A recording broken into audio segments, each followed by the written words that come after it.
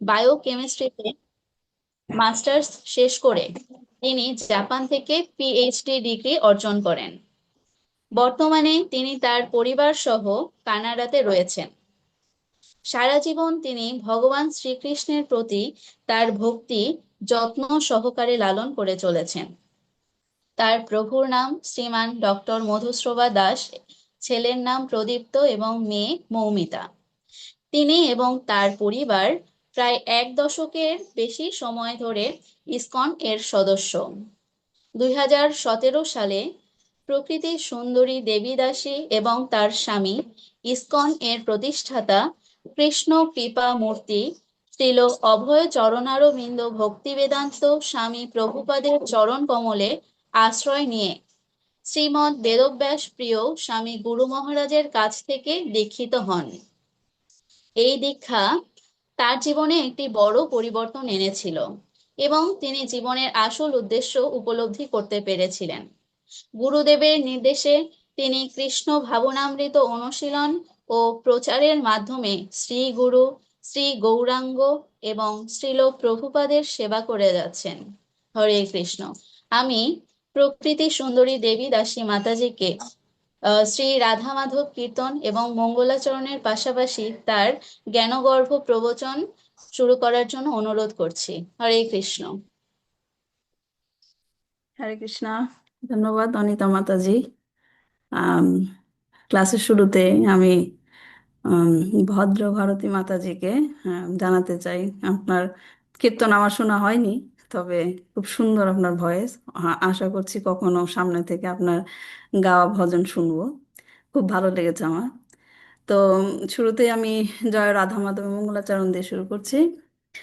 জয় রাধা মাধবা কুঞ্জ বিহারী, জয় রাধা মাধবা কুঞ্জ বিহারী, জয় গোপীজন বল্লভ গিরিবরধারী, জয় গোপীজন বল্লভ গিরিবরধারী,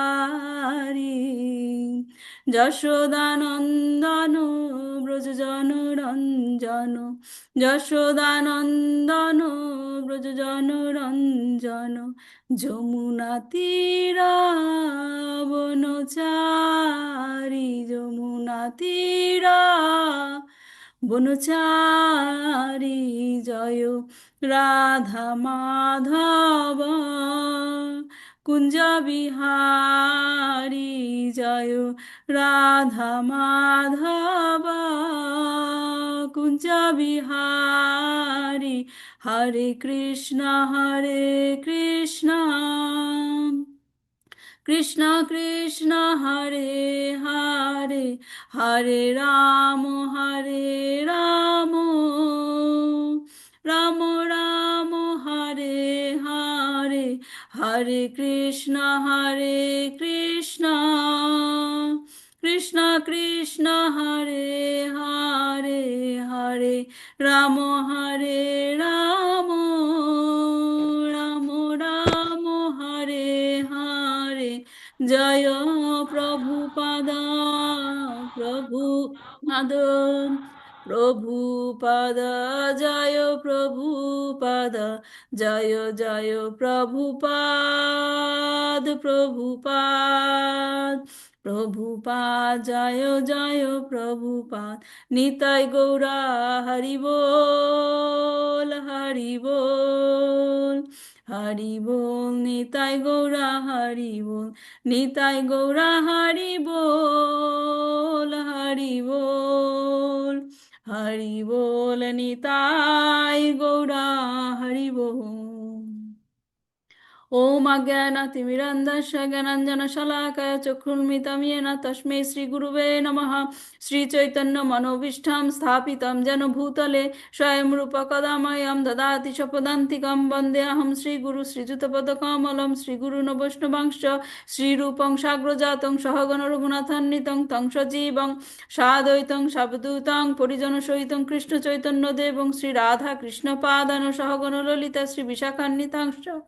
হে কৃষ্ণ করুণা সিন্ধু দীনবন্ধু জগৎপতে গোপেশ গোপিকা কান্ত রাধাকান্ত নমস্তুতে তপ্ত কাঞ্চন গৌরাঙ্গী শ্রী রাধে বৃন্দাবনেশ্বরী বৃষভানুসুতে দেবী প্রণমামি হরিপ্রিয়ে वंशाकल्पतरुभ्यश्च कृपा सिन्धुभ्येव च पतितानां पावनेभ्यो वैष्णवेभ्यो नमो नमः। नमोऽयं विष्णुपादाय कृष्णप्रस्थाय भूतले श्रीमते भक्तिवेदान्त स्वामिनिति नामिने नमस्ते सारस्वती देवे गौरवाणी प्रचारिणे निर्विशेष शून्यवादी पाश्चात्य देशतारिणे जय श्री कृष्ण चैतन्य प्रभु नित्यानंद श्री अद्वैत गदाधर श्रीवासादि गौर भक्तवृंद हरे कृष्ण कृष्ण कृष्ण हरे हरे हरे राम राम राम हरे हरे। शिल प्रभुपाद की जय। निताय गौर प्रेमानंदे हरि हरि बोल। তো আজকে হচ্ছে অদ্বৈত সপ্তমী, মানে বাংলাদেশে হচ্ছে, আমাদের কালকে হবে। তো শুরুতে আমি মাননীয় প্রভুকে আজকের এই আম, সেবার জন্য ধন্যবাদ জানাচ্ছি। সকল বৈষ্ণবের চরণে আমার প্রণাম জানাচ্ছি। আসলে যখনই এই কৃষ্ণ কথা বা কৃষ্ণ ভক্তের কথা বলার সুযোগ পাই, সেটাকে আমি কৃষ্ণের আশীর্বাদ বলে গ্রহণ করি। কেননা এই সমস্ত কিছুই যা করা হয় সব কিছুই করা হচ্ছে আমার নিজের শুদ্ধিকরণের জন্য, এবং আপনাদের মতো ভক্তরা আমাকে এই সুযোগটা দিচ্ছেন, এজন্য আমি সবার প্রতি কৃতজ্ঞ এবং প্রার্থনা করছি যে এরকমভাবে আপনাদের কৃপাদৃষ্টিতে আমাকে সবসময় রাখবেন। তো আজকে যে টপিকটা নিয়ে আমরা আলোচনা করব সেটা হচ্ছে অদ্বৈত আচার্য। বাংলাদেশ সময় অনুসারে আজকে আপনাদের হচ্ছে আম, আবির্ভাব তিথি, অদ্বৈত আচার্যের আবির্ভাব তিথি অদ্বৈত সপ্তমী, রাইট? তো আমরা আজকে ক্লাসে যে যে বিষয়গুলো আলোচনা করব সেটি হচ্ছে পঞ্চতত্ত্বে অদ্বৈত আচার্য। তারপর আমরা জানবো যে অদ্বৈত আচার্য হচ্ছেন ভক্ত অবতার। কিভাবে আমরা শাস্ত্রিক প্রমাণ দিয়ে জানবো কেন এই অদ্বৈত আচার্য পূজনীয়, আমাদের অতি পূজনীয়। অদ্বৈত অদ্বৈত অদ্বৈত আচার্যের আমরা জন্ম সম্বন্ধে জানবো এবং তার লীলা সম্বন্ধে জানবো, এবং শেষে গিয়ে আমরা দেখব মহাপ্রভুর সাথে অদ্বৈত আচার্যের যে সাক্ষাৎ, তাতে কি লীলা হয়েছিল সেগুলো আমরা জানবো। তো আমরা প্রথমে পঞ্চতত্ত্বে প্রণাম মন্ত্র দিয়ে শুরু করব, কারণ আমার কাছে মনে হয়েছে যে পঞ্চতত্ত্বে কারোর সম্বন্ধে জানার আগে পঞ্চতত্ত্বটা কি, পঞ্চতত্ত্বটা কি সেটা বুঝতে হবে। তো পঞ্চতত্ত্বের প্রণাম মন্ত্র হচ্ছে কি? পঞ্চতত্মাকম কৃষ্ণাম ভক্তরূপা স্বরূপাকাম ভক্তাবতারম ভক্তাখ্যাম নমামি ভক্তা শক্তিকাম। রাইট? তো পঞ্চতত্মাকম কৃষ্ণাম মানে কি? এটা পাঁচটি অপ্রাকৃত তত্ত্ব সমন্বিত ভগবান শ্রীকৃষ্ণ। পাঁচটি তত্ত্ব, অপ্রাকৃত তত্ত্ব। কি কি সেগুলো? ভক্ত রূপা স্বরূপাকাম। হ্যাঁ, ভক্ত রূপে কে? চৈতন্য মহাপ্রভু। ভক্ত স্বরূপে কে? ভক্ত রূপের প্রকাশ। হ্যাঁ, ভক্তের ভক্ত রূপের প্রকাশ। হ্যাঁ, সে কে? নিত্যানন্দ প্রভু। তাহলে কি গেল? ভক্ত রূপে, ভক্ত স্বরূপে, তারপর কি? ভক্তাবতারাম ভক্তাখ্যাম। ভক্তাবতারাম, ভক্ত অবতার রূপে কে? অদ্বৈত আচার্য। এবং ভক্ত রূপে খ্যাত কে? শ্রীবাস ঠাকুর। রাইট? নমামি ভক্তা শক্তিকাম। ভক্ত শক্তিকে, ভক্তকে প্রদত্ত পরমেশ্বর ভগবানের শক্তি রূপে কাকে দেওয়া হয়েছে? কাকে? গদাধর, গদাধর পণ্ডিতকে প্রণতি নিবেদন করা হয়েছে এই মন্ত্রের মাধ্যমে। তো এই পঞ্চতত্ত্বে কয়টা তত্ত্বের কথা বলা হয়েছে? পাঁচটি। কি কি তত্ত্বগুলো? চৈতন্য তত্ত্ব, নিত্যানন্দ তত্ত্ব, অদ্বৈত তত্ত্ব, শক্তি তত্ত্ব এবং কি? ভক্ত তত্ত্ব। হ্যাঁ, তো এই সম্বন্ধে চৈতন্য চরিতামৃতের আদি লীলার সপ্তম অধ্যায়ে বলা হয়েছে কি? ভক্ত অবতার তার আচার্য গোসাই, এই তিন তত্ত্ব সবে প্রভু করি গাই। মানে এই পঞ্চতত্ত্বের মধ্যে, পাঁচটা তত্ত্বের মধ্যে তিনটা তত্ত্বকে বলা হচ্ছে কি? প্রভু। হ্যাঁ, তিনটা তত্ত্বকে বলা হচ্ছে প্রভু। আচার্য, এখানে অদ্বৈত আচার্যকে বলা হচ্ছে। হ্যাঁ, তার আচার্য গোসাই, এবং তিনি হচ্ছেন কি? ভক্ত অবতার, এবং তাকে গোসাই বলে ডাকা হচ্ছে। গোসাই কারা? যারা নাকি মন এবং ইন্দ্রিয় সম্পূর্ণরূপে দমন করেছে, রাইট, গোস্বামী। তো এখানে পঞ্চতত্ত্বের মধ্যে তিন তত্ত্বকে উল্লেখ করা হচ্ছে। তারা হচ্ছে প্রভু। কোন কোন তত্ত্ব? চৈতন্য তত্ত্ব, নিত্যানন্দ তত্ত্ব এবং কি অদ্বৈত তত্ত্ব। অদ্বৈত তত্ত্ব, এই তিনটা তত্ত্বকে বলা হচ্ছে প্রভু বা ঈশ্বর তত্ত্ব। কেননা তারা সবাই হচ্ছে কি বিষ্ণু তত্ত্ব। হুম। এক মহাপ্রভু আর প্রভু দুইজন, দুই প্রভু সেবে মহাপ্রভুর চরণ। হ্যাঁ, তো এই তিন তত্ত্বের মধ্যে, মানে তিন প্রভুর মধ্যে, তিনজনকে তো বলা হলো, তিন তত্ত্বকে তো বলা হলো ঈশ্বর তত্ত্ব। এই তিন তত্ত্বের মধ্যে আবার একজন হচ্ছে কি মহাপ্রভু, আর বাকি দুইজনকে প্রভু। এই দুই প্রভু কি করে? মহাপ্রভুর সেবা করে। হ্যাঁ, তাহলে চৈতন্য তত্ত্ব হচ্ছে মহাপ্রভু বা পরম তত্ত্ব, এবং নিত্যানন্দ এবং অদ্বৈত তত্ত্ব হচ্ছে প্রভু, যারা মহাপ্রভুর চরণ কমল সেবা করার জন্য, সেবা করার দ্বারা আমাদের মতো এই বদ্ধ জীবদের কি শিক্ষা দিচ্ছে, কি করে এবং কেন চৈতন্য মহাপ্রভুর শ্রীচরণে আশ্রয় গ্রহণ করা উচিত। বোঝা গেল তাহলে? এখানে তিনটা প্রভু তত্ত্ব আছে, তার মধ্যে একজন হচ্ছে মহাপ্রভু আর বাকি দুজন হচ্ছে প্রভু। কি কি তিন তত্ত্ব? চৈতন্য তত্ত্ব, নিত্যানন্দ তত্ত্ব এবং অদ্বৈত তত্ত্ব। হ্যাঁ, তো পরম পরম তত্ত্ব হচ্ছেন যিনি হলেন ভগবান শ্রীকৃষ্ণ, চৈতন্য মহাপ্রভু, এবং অন্যান্য সব বিষ্ণু তত্ত্ব হচ্ছে তার সেবক। বোঝা গেছে? তিনটা তত্ত্ব সবাই হচ্ছে বিষ্ণু তত্ত্ব, কিন্তু তার মধ্যে একজন হচ্ছে মহাপ্রভু, যিনি নাকি স্বয়ং ভগবান শ্রীকৃষ্ণ। এছাড়া বাকি সব বিষ্ণু তত্ত্ব হচ্ছে সেই পরম তত্ত্বের সেবক। হুম। তো এখানে একটা জিনিস খেয়াল করুন, বলা হচ্ছে যে গদাধর এই তিন তত্ত্ব সর্বারাধ্য করি মানি, চতুর্থ যে ভক্ত তত্ত্ব আরাধক জানি। হ্যাঁ, চতুর্থ ভক্ত, যাকে গদাধরকেও এখানে ভক্ত তত্ত্ব বলা হচ্ছে। কিন্তু আমরা একটু আগে দেখলাম যে গদাধরকে কি বলা হচ্ছে? ভগবানের শক্তি তত্ত্ব। হ্যাঁ, কিন্তু আরেকটা শ্লোকে বলা হচ্ছে গদাধরকে বলা হচ্ছে ভক্ত তত্ত্ব। কিভাবে আমরা একটু পরেই দেখছি। শ্রীবাসাদি যত কোটি কোটি ভক্তগণ, শুদ্ধ ভক্ত তত্ত্ব মধ্যে তা সবার গণন। শ্রীবাসাদি ভগবানের আর যে অনন্ত কোটি ভক্ত রয়েছেন তারা হচ্ছেন সকলেই শুদ্ধ ভক্ত। এই যে ডিফারেন্সটা খেয়াল রাখুন, তাদেরকে শ্রীবাস আদি সবাইকে বলছে কি শুদ্ধ ভক্ত। আর গদাধর পণ্ডিতাতি প্রভুর শক্তি অবতার, অন্তরঙ্গ ভক্ত করি গণন যাহার। হ্যাঁ, গদাধর পণ্ডিতাদি ভক্তরা হচ্ছেন ভগবানের শক্তি অবতার, এবং তাদেরকে কি নামে ডাকা হচ্ছে? অন্তরঙ্গ ভক্ত। তার মানে শিবা সাদীয় ভক্ত বলা হচ্ছে। বেসিক্যালি পঞ্চতত্ত্বে যে সবাইকে ভক্তই বলা হচ্ছে না, ভক্তরূপ, ভক্তস্বরূপ, ভক্তাবতার, হ্যাঁ, ভক্ত, আর হচ্ছে কি ভক্ত শক্তি। তো এখানে গদাধর পণ্ডিত তাকে বলা হচ্ছে কি অন্তরঙ্গ ভক্ত, এবং শিবাসাদি তারা হচ্ছে কি শুদ্ধ ভক্ত। ঠিক আছে? তো এই গেল পঞ্চতত্ত্বের ব্যাখ্যা। এখন দেখা যাক যে অদ্বৈত আচার্য, অদ্বৈত আচার্য কেন আমাদের কাছে পরম পূজনীয়। হ্যাঁ, তো এখন আমরা আবার চৈতন্য চরিতামিতে ফিরে যাচ্ছি, যেখানে চৈতন্য চরিতামিতে কৃষ্ণদাস কবিরাজ মঙ্গলাচরণে, যারা জানেন যে আদি লীলার প্রথম অধ্যায় প্রথম 14টা শ্লোক হচ্ছে মঙ্গলাচরণ, রাইট? তো সেইখানে কৃষ্ণদাস কবিরাজ বলেছেন, বন্দে শ্রীকৃষ্ণ চৈতন্য নিত্যানন্দ সহাদিত গৌরদয়ে পুষ্পবান্ত চিত্রাও সান্দৌ তমানুদৌ। খুব সুন্দর একটা শ্লোক, অনেক এখানে মিনিং আছে। সেখানে বলছে যে গৌড়দেশের পূর্ব দিগন্তে, গৌড়দেশের পূর্ব দিগন্তে বিস্ময়কর ভাবে সূর্য ও চন্দ্রের মতো একই সময়ে উদিত, উদিত হলো কারা? শ্রীকৃষ্ণ চৈতন্য নিত্যানন্দ, একসাথে তারা উদিত হলো, এবং তাদেরকে কি বলা হচ্ছে? পরম মঙ্গলদাতা সান্ধ্য এবং অজ্ঞান, এবং তারা এসে কি করেছেন?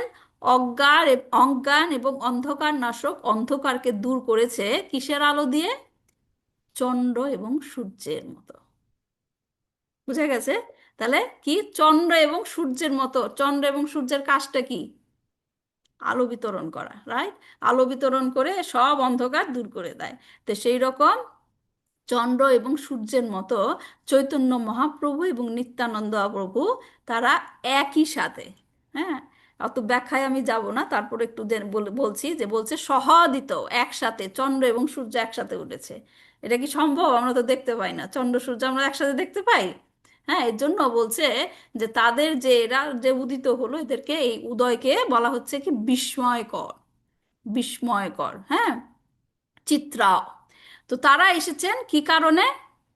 আমাদের মতো বদ্ধজীবের যে সমস্ত অন্ধকার, অজ্ঞানতর অন্ধকার আছে, সেগুলো দূর করার জন্য। তো স্বয়ং ভগবান শ্রীকৃষ্ণ এবং তার প্রকাশ, তারা এভাবে উপস্থিত হয়ে আবির্ভূত হয়েছেন। এবং ভগবান শ্রী চৈতন্য হচ্ছেন কে? ব্রজেন্দ্র নন্দন যেই শচীসুত হইল সেই, হ্যাঁ, সেই সাথে তার প্রথম প্রকাশ যে বলরাম, সে হলো কি? বলরাম হইল নিতাই। বলরাম হইল নিতাই। নিত্যানন্দ মানে প্রকাশ, স্বয়ং প্রকাশ, যিনি কৃষ্ণকে উপস্থাপন করছেন। তো যেমন সূর্যের আলো আর চন্দ্রের আলো যেরকম করে অন্ধকার দূর করে, তারা এরকম কি তমানুদ অন্ধকার দূর করেছে। এখন গুরুত্বপূর্ণ প্রশ্ন হলো, তাদেরকে এই অন্ধকার দূরকরণের জন্য কে নিয়ে এলো? আমাদের মতো বদ্ধ জীবের যে অন্ধকারটা দূর করতে হবে, তার যে আলো লাগবে, চন্দ্র এবং সূর্যের মতো আলো, সে কে নিয়ে এলো? সেই ব্যক্তি হচ্ছেন সবচেয়ে গুরুত্বপূর্ণ, রাইট? যিনি নিয়ে এসেছেন, এবং সেটা কে নিয়ে এসেছেন? আমাদের মঙ্গল প্রদাতা কে? অদ্বৈতা আচার্য। চৈতন্য চরিতামৃতে বলা হয়েছে, যাহার তুলসী জলে যাহার হুঙ্কারে সগণ সহিতে চৈতন্যের অবতারে, যার দ্বারা কইল প্রভু কীর্তন ও প্রচার, যার দ্বারা কইল প্রভু জগত নিস্তার। তাহলে কি তিনি, সবাই জানেন এটা না, গঙ্গা জল এবং তুলসী দিয়ে তাকে আহ্বান করেছিলেন। হ্যাঁ, তাকে আহ্বান করেছিলেন। এখন এখানে বোঝার একটা বিষয় যে তার প্রার্থনার শক্তি কতখানি, রাইট? তিনি ডাকলেন, আর ভগবান কি করলেন? তার সেই আবাস ত্যাগ করে এই ধরাধামে অবতীর্ণ হলেন। তাহলে তার প্রার্থনার শক্তিটা কতখানি। হ্যাঁ, চৈতন্য মহাপ্রভু অবশ্যই অবতীর্ণ হতেন, রাইট? কারণ ভগবান ভগবদ্গীতাতে বলেছেন, যদা যদা হি ধর্মস্য গ্লানির্ভবতি ভারতী অভ্যুত্থানম অধর্মস্য তদাত্মানাম সৃজাম্যহম। তিনি তখন তখন তখন মানে যখন নাকি অধর্মের গ্লানি হবে, সরি, ধর্মের গ্লানি হবে, তখন তিনি কি হবে? আবির্ভূত হন। তাহলে কোনো না কোনোভাবে তিনি আসতেনই, কিন্তু সেটাকে ত্বরান্বিত করেছে কে? অদ্বৈতা আচার্য। হ্যাঁ, তাই তিনি হচ্ছেন আমাদের পরম পূজনীয়, তিনি হচ্ছেন আমাদের মঙ্গল প্রদাতা। এখন আমরা দেখি যে কেন তিনি ভগবানকে আসার জন্য ডেকেছিলেন, অদ্বৈত আচার্য কেন তিনি ডেকেছিলেন। তো প্রথম কারণটি চৈতন্য চরিতামৃততে পাওয়া যায়।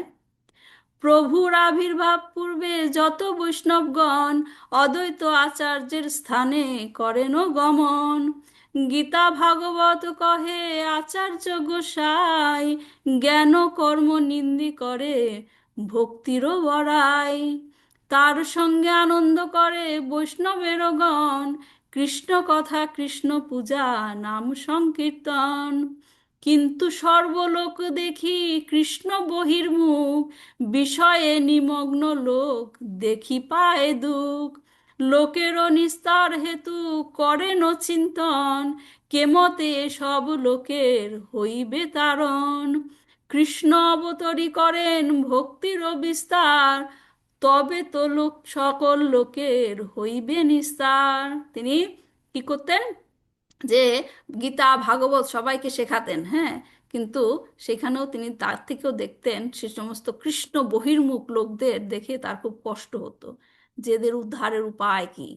হ্যাঁ, এদের উদ্ধারের উপায় কি? তখন তিনি চিন্তা করলেন এদের উদ্ধারের উপায় একজনই, ভগবান শ্রীকৃষ্ণকে আসতে হবে। কেন? যেমন ধরেন একজন দোষী ব্যক্তি, হুম, দোষী ব্যক্তিকে কোনো উপায়ে তাকে জেল থেকে ছাড়ানো যাচ্ছে না, রাইট? কিন্তু তাকে বিশেষ ক্ষমতায় ছাড়ানো হবে। তো সেইখানে কার ক্ষমতাটা প্রয়োগ করতে হবে? দেশের প্রধানের বা নির্বাহী প্রধান, রাইট? সে যদি গিয়ে বলে, তাহলে কি বিশেষ কারণে তাকে ছাড়ানো হলো। অনেক সময় হয় না, আমরা এরকম দেখি যে রাজ সাক্ষী হয় না, খুব বিশেষ ক্রিমিনাল ব্যক্তি, কিন্তু তাকে দিয়ে সরকার কাজ করাবে। হ্যাঁ, তখন তাকে রাজ সাক্ষী করানোর জন্য তাকে কি মুক্ত করে নিয়ে আসে। তো সেই মুক্ত করাতে গেলে কার অর্ডার লাগে?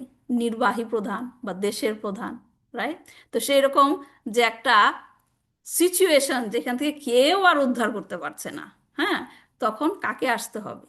যে প্রধান, রাইট, যে নাকি সর্বলোক মহেশ্বর, তাকেই আসতে হবে। সেই চিন্তা করে অদ্বৈত আচার্য বললেন যে এখন ভগবানের অবতরণের সময় হয়েছে। এই হচ্ছে একটা কারণ।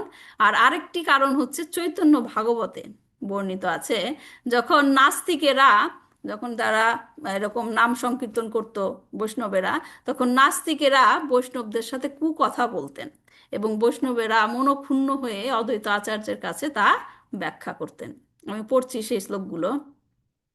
সকল বৈষ্ণব মিলি অদ্বৈতের স্থানে পাষাণ্ডীরা বচন করেন নিবেদনে, শুনিয়া অদ্বৈত হয় রুদ্র অবতার, সম্ভারিমু সবা বলি করয়ে হুঙ্কার, আসিতেছি এই মোরা প্রভু চক্রধার, দেখিব কি হয় এই নদীয় নদিয়া ভিতর, করাইমু কৃষ্ণ সর্ব নয়ন গোচরা, তবে সে অদ্বৈত নাম কৃষ্ণের কিঙ্কর।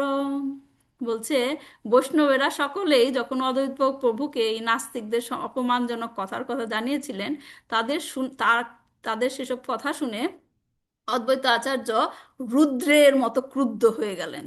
হ্যাঁ, এবং জোরে জোরে চিৎকার করে বলতে লাগলেন, আমি তাদের সকলকে হত্যা করব, সংহারাইমু, আমি তাদেরকে সকলে হত্যা করব। আমার চক্রধারী প্রভু শীঘ্রই আসছেন, তোমরা তারপর দেখবে নদিয়াতে কি ঘটে।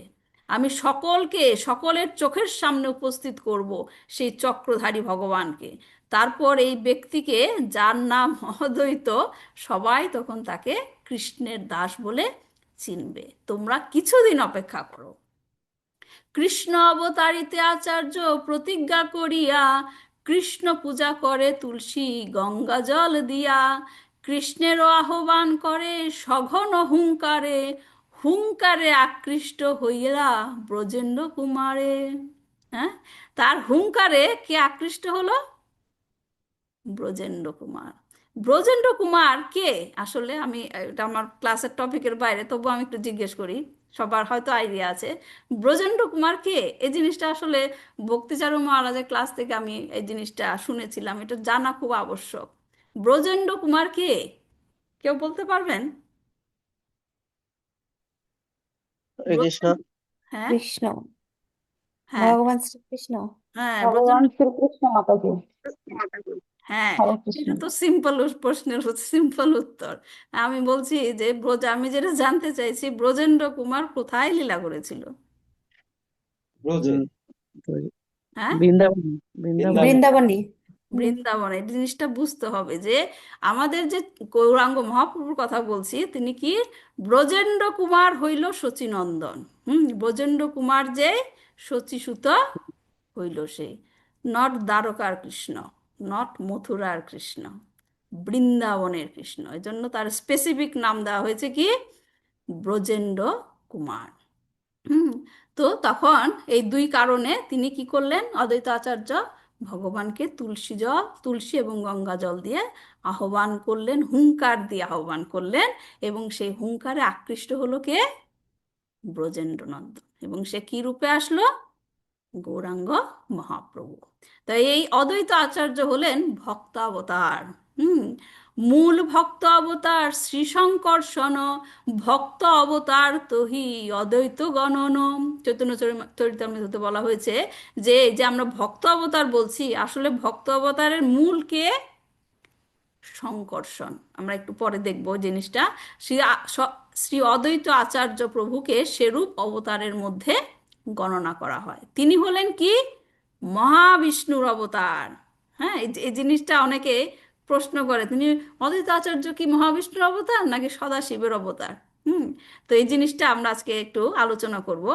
তিনি হলেন মহাবিষ্ণুর অবতার, যার প্রধান কাজ কি? মহাবিষ্ণুর প্রধান কাজ কি? মহাবিষ্ণুর আরেকটা নাম কি? কারণ হ্যাঁ, মহাবিষ্ণুর আরেকটা নাম কি? কারণোদকসাই বিষ্ণু। কারণোদকসাই বিষ্ণু। কারণোদকসাই বিষ্ণুর কাজটা কি? বিভিন্ন ব্রহ্মাণ্ড সৃষ্টি করা। হ্যাঁ, মহাজাগতিক জগৎকে সৃষ্টি করা। তো শিল প্রভুপাদ তার ক্লাসে এই শ্লোকের ব্যাখ্যাতে বলেছেন যে চৈতন্য চরিতামৃতের আদি লীলার 1 নম্বর প্রথম অধ্যায়ের 12 নম্বর শ্লোকের ব্যাখ্যাতে বলেছেন যে 3টা প্রিন্সিপাল রয়েছে। হ্যাঁ, তার মধ্যে কি কি 3টা প্রিন্সিপাল? ঈশ্বর, মায়া এবং জীব। ঈশ্বর, মায়া, জীব। অদ্বৈত আচার্য হচ্ছেন ঈশ্বরের ক্যাটাগরি। হ্যাঁ, যেহেতু ভগবান হরি থেকে তিনি অভিন্ন, তাই তার নাম কি? অদ্বৈত। এবং তার কার্যকলাপ থেকেই বোঝা যায় যে তিনি ঈশ্বর তত্ত্ব। কেমন? যেমন তিনি স্বয়ং ভগবানকে অবতীর্ণ করিয়েছিলেন। হুম, দুই একটা মানে খুব সিম্পল জিনিস না, না? ভগবানকে ডাক দিলেন এবং ভগবান সেখানে চলে আসলো এবং তার কথাতে তিনি অবতীর্ণ হয়েছিলেন। হ্যাঁ, কিন্তু সবাই কি সেটা পারে? শিল প্রভুপাদ তার ক্লাসে বলেছেন, সবাই কি সেটা পারে? আমি ডাকলাম আর ভগবান চলে আসলো? হবে? হবে না। কেবলমাত্র ঈশ্বর যাকে সেই ক্ষমতাটা দিয়েছে, ঈশ্বর যাকে সেই ক্ষমতাটা দিয়েছে যে তুমি ডাকলে আমি আসব, শুধুমাত্র সেই পারে। তো শিল প্রভুপাদ তার ক্লাসে এই টার্মটা দিয়েছেন কি? Power of attorney. Power of attorney. হ্যাঁ, তো যিনি প্রভুর হয়ে কাজ করতে পারেন। অদ্বৈত আচার্য সেটাই করেছিলেন। এবং তিনি কি করেছিলেন? কৃষ্ণ কনসাসনেস মুভমেন্ট যেটা, তিনি সেটা শুরু করেছিলেন। হ্যাঁ, কৃষ্ণ কনসাসনেস যেটা। তাহলে অদ্বৈত আচার্য আমরা জানলাম কি? মহাবিষ্ণুর অবতার। এবং তিনি কি করেন? অগণিত অসংখ্য ব্রহ্মাণ্ড সৃষ্টি করেন। তারপরে কবি কর্ণপুর রচিত গৌরাঙ্গ দেশা দীপিকাতে বলা হয়েছে, ভগবান সদাশিব যিনি পূর্বে ব্রজভূমিতে আবেশ অবতার হিসেবে আবির্ভূত হয়েছিলেন, তিনি ভগবান চৈতন্যের লীলাগুলিতে ভগবান চৈতন্যের লীলাগুলিতে ভগবান অদ্বৈত গোসাই রূপে আবির্ভূত হয়েছিলেন। কার কথা বলা হচ্ছে? সদাশিব যিনি ব্রজভূমিতে আবেশ অবতার হিসেবে আবির্ভূত হয়েছিলেন, সেই সদাশিব চৈতন্য লীলাতে অদ্বৈত গোসাই রূপে আবির্ভূত হয়েছিলেন। এবং তিনি স্বয়ং ভগবান চৈতন্য থেকে আলাদা নন। এটা কেমন? যে ব্রজে ব্রজে তিনি কিভাবে এলেন? ব্রজে তিনি একজন গোপাল বালকের রূপও ধারণ করেছিলেন। হ্যাঁ, কার্তিক মাসে দীপাবলিতে যখন গোপ বালকেরা একজন আরেকজনের সাথে নাচানাচি করছিল, তখন তিনি সেই নৃত্যতে অংশগ্রহণ করার জন্য তিনি ব্রজ ব্রজের গোপ বালক রূপ ধারণ করে কৃষ্ণ বলরামের সাথে নৃত্য করেছিলেন। তাহলে তিনি বৃন্দাবনের 2টা রূপে আছেন। একটা কি? শিব রূপে, গোপেশ্বর। শিব গোপেশ্বরের কথা জানি আমরা। তিনি বৃন্দাবনে সেই রূপেও আছেন এবং গোপ বালক রূপেও আছেন। তো একটা জিনিস বোঝা দরকার যে এইখানে যে সদাশিবের কথা বলা হচ্ছে, সেটা কিন্তু আমরা যে শিব বা রুদ্র বলি, তিনি নন। এই সদাশিব কোথায় থাকে? এই সদাশিব কোথায় থাকে? কৈলাসে মহেশধাম। চিন্ময় জগতে। হ্যাঁ, বৈকুণ্ঠে। বৈকুণ্ঠে থাকেন তিনি। হ্যাঁ, এই সদাশিব হচ্ছে বৈকুণ্ঠে। তো এখন অনেকে এই বিষয়টা কনফিউজ থাকে যে কিভাবে তিনি একসাথে, এই অদ্বৈত আচার্য কিভাবে একসাথে মহাবিষ্ণু এবং সদাশিবের অবতার হয়। হুম। তো সেটা আমরা একটু যদি বোঝার চেষ্টা করি, ভগবানের বিস্তারগুলো। হ্যাঁ, আমরা দেখতে পাই ভগবানের প্রথম প্রকাশকে বলরাম। বলরাম। সেটা কি বলা হয়? তাকে বিলাস বিগ্রহ। রাইট।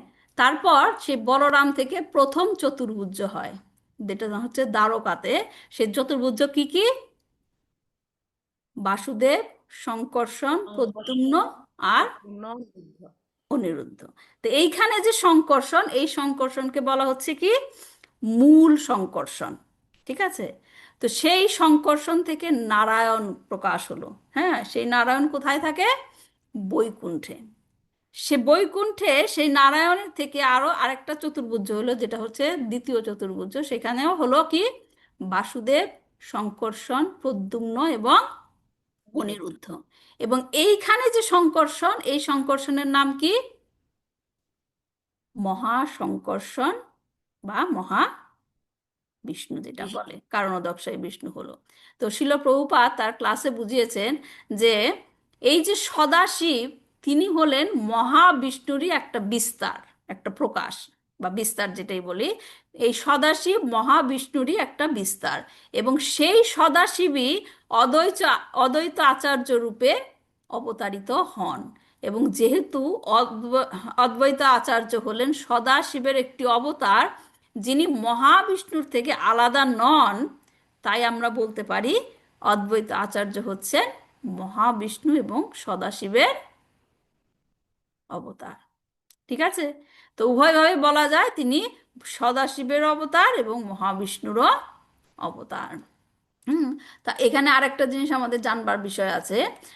চৈতন্য চরিতামৃতে আদি লীলায় বলা হয়েছে, পূর্বে জৈছে কইল সর্ব বিশ্বের সৃজন, অবতর কইল এবে ভক্তি প্রবর্তন। পূর্বে যিনি সমগ্র বিশ্বের সৃজন করেছিলেন, এখন অবতরণ করে তিনি ভগবত ভক্তি প্রবর্তন করেন। তার কার কথা বলা হচ্ছে এখানে? মহাবিষ্ণুর কথা, যিনি সৃজন করেন। হ্যাঁ, তিনি দেখেন মহাবিষ্ণুর অবতার, যিনি সৃজন করেন। আবার আরেক ভাবে বলা যায় যিনি সদাশিব, যিনি নাকি কি করে বলেন? পালন করেন। হ্যাঁ, পালন করেন। অনন্ত কোটি ব্রহ্মাণ্ড সৃষ্টি। হ্যাঁ, সদাশিব, যেখানে আমরা বলি না তিনি হচ্ছেন যে ধ্বংস করে না শিবে। তো ও মহা লর্ড, হুম। তো অদ্বৈত আচার্য হিসাবে এসে তিনি একই ভূমিকা পালন করেছেন। হ্যাঁ, যেন একটা রহস্যময় অর্থ। হ্যাঁ, কি রহস্যময় অর্থ? তিনি শ্রী চৈতন্য মহাপ্রভুকে ডেকে নিয়ে এসেছিলেন, রাইট, এই ধরাধামে, রাইট। এবং হ্যাঁ। তিনি একইভাবে শ্রী চৈতন্য মহাপ্রভুকে বলেছিলেন, তোমার এখন লীলা শেষ, তুমি এখন চলে যেতে পারো। হ্যাঁ। তো এটা হচ্ছে, তিনি হলেন তাহলে কি শ্রী অদ্বৈত হলেন মহাপ্রভুর আবির্ভাব এবং মহাপ্রভুর তিরোভাবের কার্যের কারণ। হ্যাঁ, আমরা জানি যে চৈতন্য মহাপ্রভু তাকে তুলসী জল দিয়ে মানে ডেকেছিলেন। হ্যাঁ, তো চৈতন্য চরিতামৃতের অন্তলীলায় বলা হয়েছে যে সেখানে চৈতন্য মহাপ্রভুকে তিনি বলেছিলেন, তুমি এখন ধরাধামে ফিরে যেতে, সরি, তোমার ধামে তুমি ফিরে যেতে পারো। তখন চৈতন্য মহাপ্রভু পুরীতে অবস্থান করতেন, এবং তার মা সচী দেবী, যিনি নবদ্বীপে থাকতেন, এবং তার জন্য প্রায় তিনি চিন্তা করতেন। এজন্য চৈতন্য মহাপ্রভু প্রতি বছর জগন্নাথ পণ্ডিতকে নবদ্বীপে পাঠাতেন। হ্যাঁ, তার মার কুশল সংবাদ জানার জন্য এবং চৈতন্য মহাপ্রভু এখানে কেমন আছে সেটা জানানোর জন্য। তো কোনো এক সময় জগন্নাথ পণ্ডিত যখন নবদ্বীপে মার সাথে দেখা শেষ করে, সূচি মাতার সাথে দেখা করে জগন্নাথপুরীতে ফিরে যাচ্ছিল, তখন অদ্বৈত আচার্য তাকে বললেন, এবং অদ্বৈত আচার্যকে একটা বার্তা পাঠালেন। হ্যাঁ, যেটা নাকি বলে যে কি বলে, রিডেল বলে ইংরেজিতে, বাংলায় কি বলে, ধাঁধা, যেটা ধাঁধা বলে, এবং ধাঁধার মতো করে তিনি বার্তা পাঠালেন। প্রভুরে কহিও আমার কোটি নমস্কার, এই নিবেদন তার চরণে আমার। বাউলকে কহিও লোক হইল বাউল, বাউলকে কহিও হাটে নাবিকায় চাউল, বাউলকে কহিও কাজে নাহিক আউল, বাউলকে কহিও ইহা কহিয়াছে বাহুল। হ্যাঁ, প্রচুর বাউল বলেছেন তিনি। মানে কি, যে অদ্বৈত আচার্য প্রভু বলেছিলেন, শ্রী চৈতন্য মহাপ্রভুর শ্রী পাদপদ্মে আমার কোটি কোটি প্রণতি নিবেদন করো। উন্মাদের মতো আচরণ করছেন যে চৈতন্য মহাপ্রভু, তাকে জানাবে যে সকলেই তার মতো উন্মাদ হয়ে গেছে। হ্যাঁ, তাকে আরো জানাবে যে বাজারে আর চাল বিক্রি হচ্ছে না, যারা কৃষ্ণ প্রেমে উন্মত্ত হয়েছে তাদের আর জড় বিষয়ের প্রতি কোনো আসক্তি নেই। কৃষ্ণ প্রেমোন্মত্ত শ্রী চৈতন্য মহাপ্রভুকে বলো যে তারই মতো প্রেমোন্মত্ত অদ্বৈত আচার্য তাকে এই কথা বলেছেন। তাহলে এখানে মানে বলছে যে চাল আর বিক্রি হচ্ছে না। হ্যাঁ, তার মানে কি, তুমি যেরকম কৃষ্ণ প্রেমোন্মত্ত সেরকম করে সবাই সেরকম হয়েছে। এখন আর কারোর জড় বিষয়ে কি আসক্তি নেই।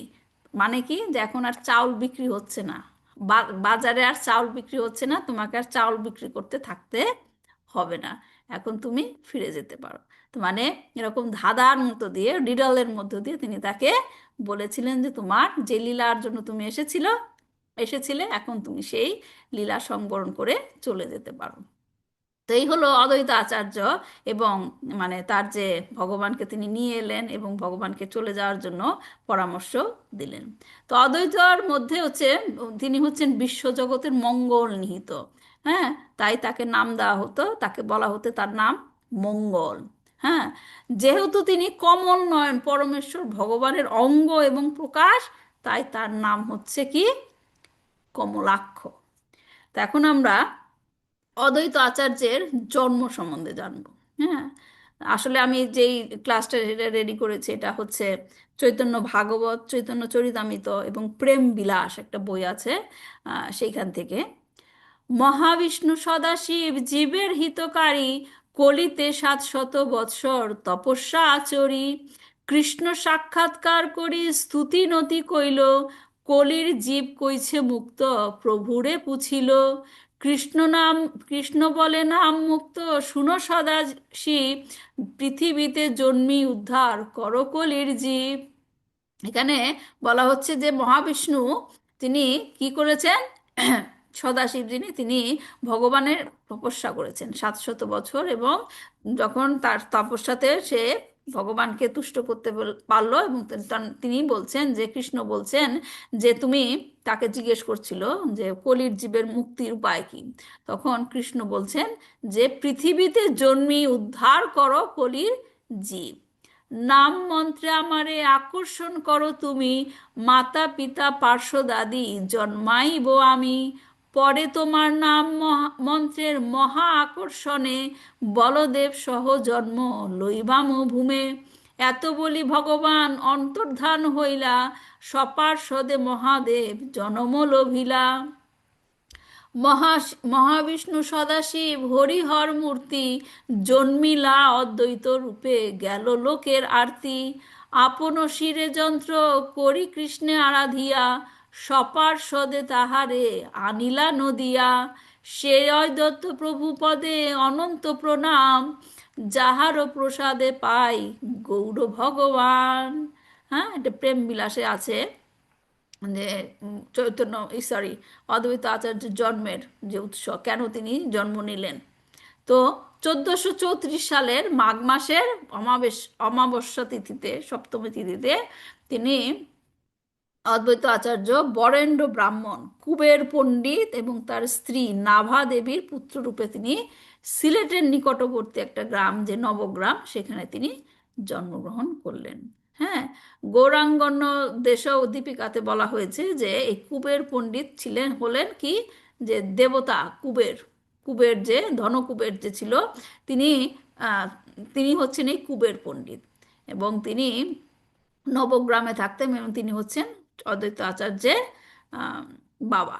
হ্যাঁ, তো তার আবির্ভাবের পর কুবের পণ্ডিত কি করলো, পরমানন্দে বৈষ্ণবদের, মানে তিনি দরিদ্রদের দান করলেন, এবং ধীরে ধীরে তার প্রসব কক্ষে গিয়ে অদ্বৈত আচার্যকে দেখে সে আনন্দে আত্মহারা হয়ে উঠল।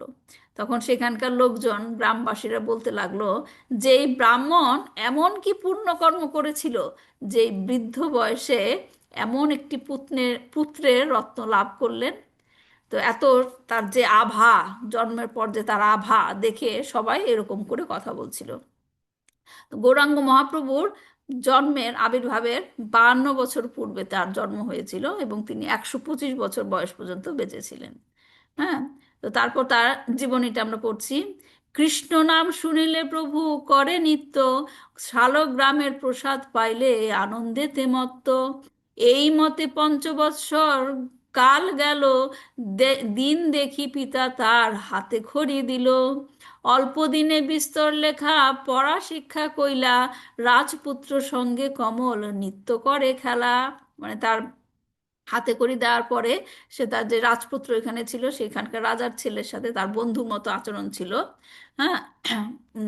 অদ্বৈত আচার্যের নাম হচ্ছে কমল, এখানে কমলাক্ষ থেকে কমল বলা হচ্ছে। কৃষ্ণ হরি নাম শুনিলে নাচে কমলাকান্ত, রাজপুত্র দেখি উপহাস করে একান্ত। মানে তিনি যে নাচ করতেন তা দেখে রাজপুত্র খুব হাসাহাসি করত। তা দেখে কি হলো, শুনি ক্রোধে কমলান্ত, কর এ হুঙ্কার, মূর্ছিত হইয়া পড়ে রাজারও কুমার। তার যে তার এরকম নৃত্য দেখে যে রাজার ছেলে মানে হাসাহাসি করেছিল তা শুনতে দেখে তিনি হুঙ্কার করেছিলেন, এবং তার হুঙ্কারের সেই শব্দে রাজপুত্র কি হলো, মূর্ছিত গেল। তো তারপর যে ঘটনাটা বলা হচ্ছে যে সবাই তখন বলছিল যে তাই রাজপুত্র মারা গেছে, এবং রাজপুত্রের মৃত্যুর কারণ হচ্ছে এই কমলকান্ত। হ্যাঁ। তো সবাই যখন এরকম করছে তখন তার বাবা কুবের পণ্ডিত সেখানে আসলো এবং তাকে জিজ্ঞেস করলো ঘটনাটা কি, কি হয়েছে। তখন সে বলল যে সে মারা যায়নি, এবং তাকে আম, মানে তার বলা হয় যে তার যে শালগ্রাম তিনি যে পূজা করতেন অদ্বৈত আচার্য, তার শালগ্রাম তার মাথায় লাগানোর পর সে আবার জ্ঞান ফিরে পায়। তো এই এক গেল লীলা। তারপর তার সে ধীরে ধীরে তারপর তার কি হলো, যজ্ঞোপবীত অনুষ্ঠান সম্পন্ন হলো। হ্যাঁ। তারপরে আরেক লীলার কথা বলা হচ্ছে যে আরেক দিনের কথা শুনো শ্রোতাগণ, কালিকার মণ্ডপে কমল করিল গমন। কালীর দেবী যে কালী, তার সে কালীর মন্দিরে গেল। রাজা আদি সব লোকে সে স্থানেতে ছিল, কমলাকান্ত গিয়া কালীকে প্রণাম না কইল। কুবের পণ্ডিত দিব্য সিংহ মহারাজ, বলিতে লাগিলা ক্রোধে না করিয়া ব্যাজ, ওহে কমলাকান্ত তোমার একই ব্যবহার, দেবীরে না প্রণমহ বড় অত্যাচার। মানে সে দেবী কালীর সামনে মাথা মানে প্রণাম করছিল না। তখন সবাই তাকে সেখানে বলছিল কেন প্রণাম করছো না, কেন প্রণাম করছো না। তার বাবা বলছে, তার রাজা, সেখানকার রাজা বলছে। তো কমলাকান্ত বলে, দেবী প্রণাম না লবে, আমি সদাশিব ইহা নিশ্চয়ই জানিবে। পুত্র বাক্য শুনি পণ্ডিত ক্রোধান্বিত হইল, পিতৃক্রোধ দেখি কমল দেবী প্রণামিল। আচ্ছা, তিনি বাবার রাগ দেখে সে দেবীর সামনে মাথা নত করলো, প্রণাম করলো। সাথে সাথে কি হলো, প্রণমিতে কালিকা অন্তর্ধান হইল, দেবী অন্তর্ধান মাত্র প্রতিমা ফাটিল। মানে সদাশিব, তো তিনি তো সদাশিব না, মানে কালী দেবীর মূর্তির সামনে তিনি যখন প্রণাম নিবেদন করলেন, কালিকা সেখান থেকে অন্তর্ধান হলেন এবং সাথে সাথে সেই মূর্তি ফেটে গেল। রাজা আদি সব লোক মানিল আশ্চর্য, কমলাকান্তের একই অলৌকিক কার্য। কুবের পণ্ডিত বলে, শুনো মহারাজ, অন্য দেবী স্থাপন করো না করি আবাজ। শ্রী কমলাকান্ত বলে, শুনহ রাজন, শক্তি উপাসক শক্তি করহ পূজন। বিষ্ণু ভক্তের নিন্দা করো সর্বকাল, সেই অপরাধে শক্তি তোমায় ছাড়িল। বিষ্ণু ভক্তের সেবা সর্বদা করিবে, দেবী উপাসনা রাজা করো ভক্তিভাবে। দেবী কৃপা হইলে তুমি হইবে বৈষ্ণব, সংসার ছাড়িবে যাবে অপরাধ সব। মানে তাকে বলল যে তুমি বৈষ্ণবদের কি করো, বৈষ্ণব অপরাধ করো এবং এখানে দেবীর পূজা করছো, রাইট? সেটা ঠিক না। হ্যাঁ, তুমি আহ, বিষ্ণু বিষ্ণু ভক্তের সেবা করো। এবং ধীরে ধীরে সেরকম করে বিষ্ণু ভক্তের সেবা করলে এই দেবীর আশীর্বাদে তুমি একদিন বৈষ্ণব হতে পারবে। তো শোনা যায় যে পরবর্তীতে সেই রাজা শক্তি মন্ত্র ছেড়ে অদ্বৈত আচার্যের কাছে গিয়ে গোপাল মন্ত্র দীক্ষা নিয়েছিল এবং তার নাম হয়েছিল কৃষ্ণদাস। তো তারপর সে নবগ্রাম থেকে অদ্বৈত আচার্য শান্তিপুরে চলে আসেন এবং তখন তার পড়াশোনা শুরু হয় এবং তিনি পাঠে মন দেন। হ্যাঁ, শান্তিপুরের ফুল্লবাটি গ্রামে শান্তাচার্য নামে এক পণ্ডিতের কাছে তিনি বেদশাস্ত্র অধ্যয়ন করে এবং ধীরে ধীরে তিনি সেই শিখার আলোকে তিনি যে বেদ ব্যাখ্যা করতেন তাতে ধীরে ধীরে তার নাম সেখানে ছড়িয়ে পড়ে। হ্যাঁ, আচার্য নামে তিনি পরিচিত হন এবং সেই পাঠকালেও তিনি সেই গুরুদেবের আশ্রমেও সে লীলা করেছিলেন। তো একবার সেই তার গুরুদেব আচার্য পূজা করতে বসেছিলেন এবং তিনি মনে মনে চেয়েছিলেন যে আমার এই আশ্রমের সামনে যে বিলে পদ্ম ফুল আছে, সেই পদ্ম ফুল দিয়ে যদি আমি পূজা করতে পারতাম।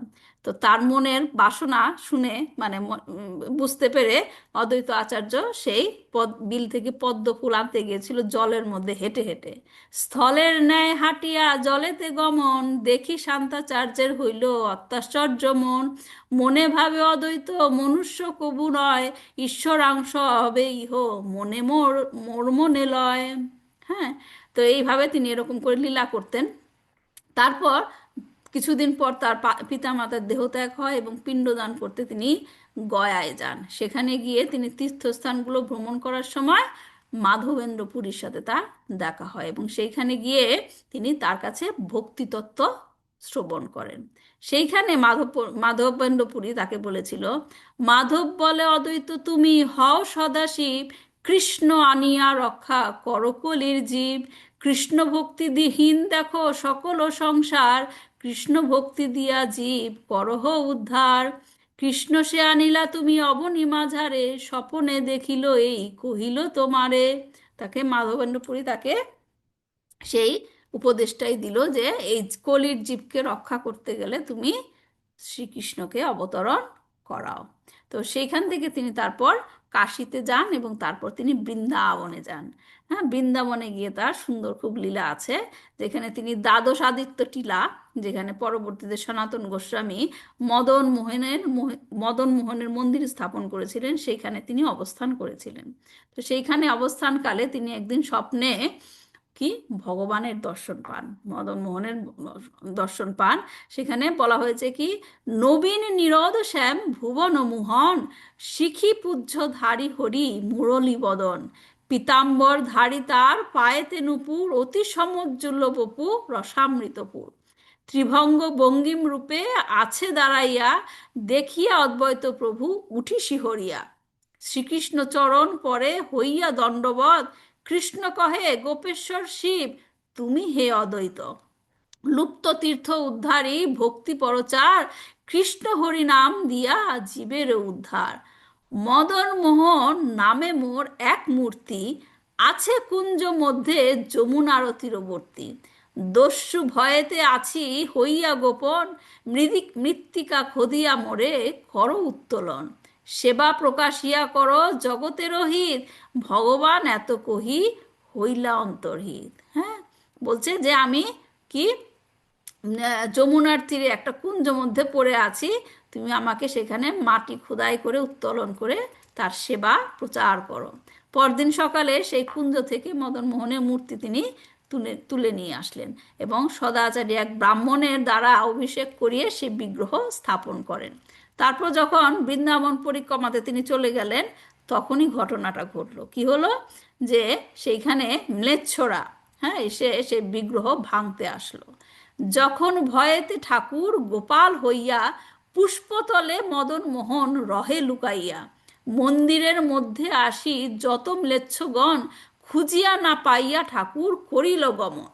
যবন চলিয়া গেলে আসিলা সেবাইত, ঠাকুর না দেখি ঘরে হইলা দুঃখিত। লোক মুখে শুনিল যবন অত্যাচার, শিরে করাঘাত করি কান্দিল অপার। কি হলো, যখন নাকি ম্লেচ্ছরা সে বিগ্রহ ভাঙতে আসলো, তখন সে মদন মোহন ছোট হয়ে মদন গোপাল হয়ে কি হলো, সেখানকে যে পুষ্প ছিল সে পুষ্প মধ্যে তিনি পুষ্পতলে লুকাইয়া থাকলেন। যখন অদ্বৈত আচার্য তার পরিক্রমা সেরে আসলেন এবং এসে শুনলেন যে কি কি ঘটনা ঘটেছে, যে তারা তো ভেবেছিল যে ম্লেচ্ছরা এসে সে বিগ্রহ ভেঙেই ফেলেছে। হ্যাঁ, তখন তিনি অদ্বৈত আচার্য মনোকষ্টে ঘুমিয়ে রইলেন, অনাহারে তিনি শুয়ে রইলেন।